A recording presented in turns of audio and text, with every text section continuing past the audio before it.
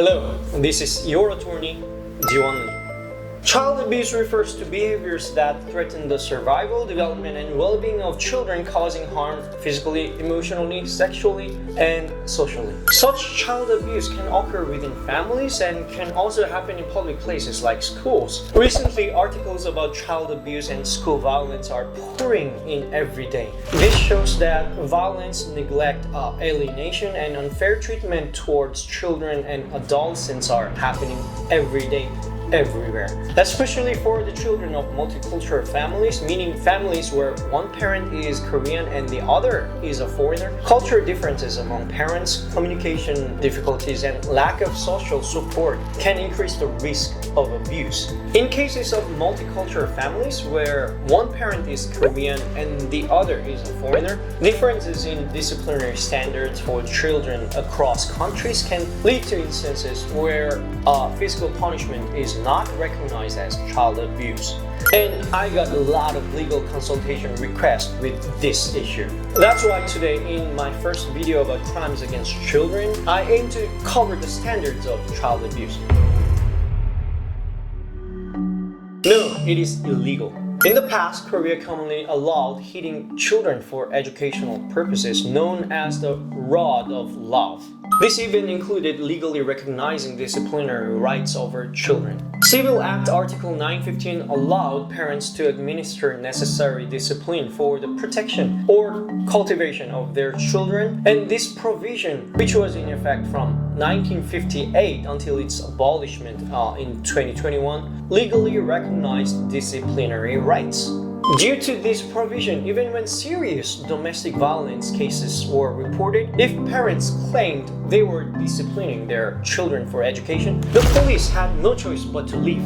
Ultimately, this legal disciplinary right became an excuse for violence and abuse for a long time. The abolishment of this provision in 2021 means that physical punishment and violence against children are now prohibited. Additionally, the newly enacted Child Welfare Act stipulates that guardians must not cause physical pain or mental suffering to children. However, many Koreans are unaware that physical punishment is now prohibited, with statistics showing that 6 out of 10 Korean adults believe physical punishment for the purpose of discipline is still permissible.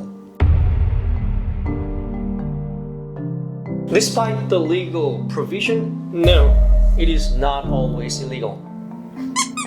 Strange and confusing, isn't it?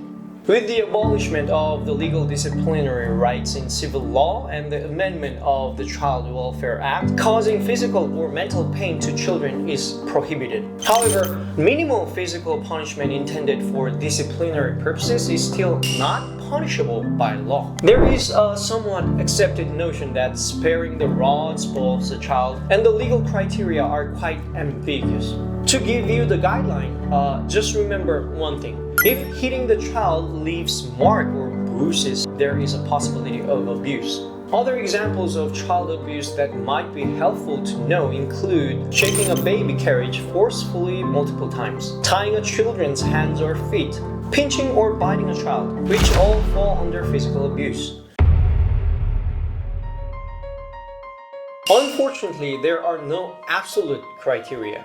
Acts causing mental suffering are inherently subjective, so here are a few examples that you can refer to. Locking a child in a dark room when they cry. Frequently cursing and threatening to send the child to an orphanage. Making the child stand naked outside as a punishment. Discriminating against the child compared to siblings or harshly comparing them to friends.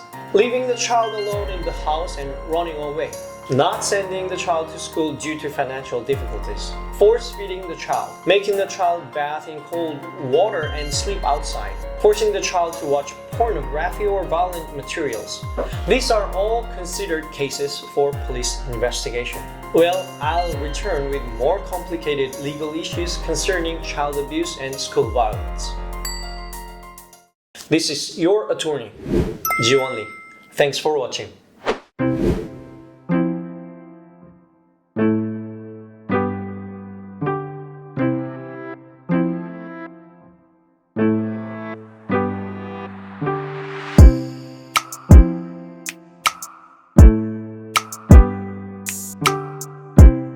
네.